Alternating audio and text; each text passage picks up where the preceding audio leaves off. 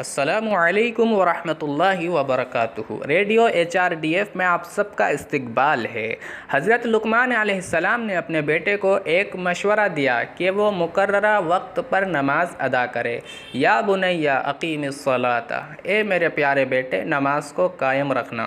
वालिदैन का अपने बच्चों को सिर्फ नमाज पढ़ने का तरीका सिखाना ही काफ़ी नहीं है, उसके साथ साथ उन्हें नमाज का मकसद और अहमियत का भी कायल करना चाहिए। नमाज खालिक और उसके बंदे के माबेन ताल्लुकात कायम करने का एक ज़रिया है।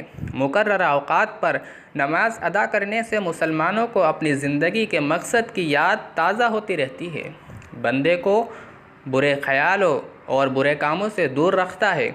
इन्नस्सलाता तन्हा अनिल फ़हशाई वल मुनकर, यकीनन नमाज बेहयाई और बुराई से रोकती है।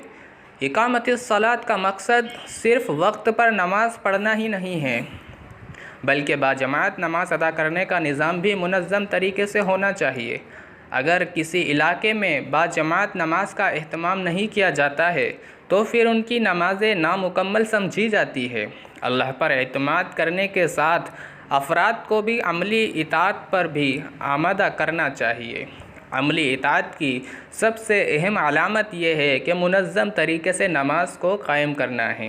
जब कोई शख्स नमाज से दूर रहता है तो वो अल्लाह की नाफरमानी करने वाला बनता है।